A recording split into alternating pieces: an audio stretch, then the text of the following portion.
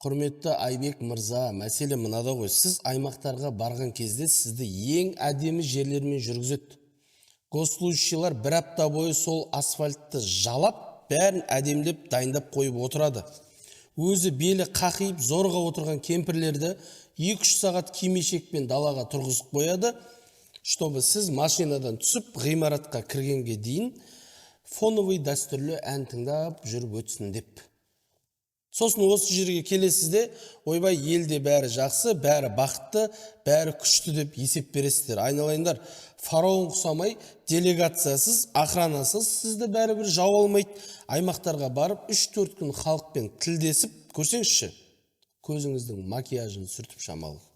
Менің айтқым келгені медицина саласында шет тілде айтқанда бумажная волокита мәселесі. Частный клиникаға еврей доғдырларға барып жүрген Айбек мырзаға түсінікті болу үшін айтайын, халық ауырып поликлиникаға барған кезде кемі 30-40 минут кезекте тұрады. Өлейін деп зорға врачтың алдына жеткен кезде врач байғұс роман жазып отырады компьютерге қарап. Сен өзіңнің жаңағы ауру симптомдарыңды айтып отырасың, ол деп жазып отырады.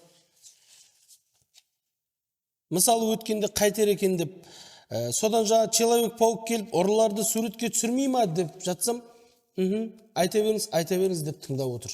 Ал өйтіп отқан адам құжат толтыра ма, адам емдей ма? Неге халық Өзбекстанға барып емделіп жүр? Бару, келу, жүріп тұру, ем бәрін қосқанда шамамен сол шығын шығады.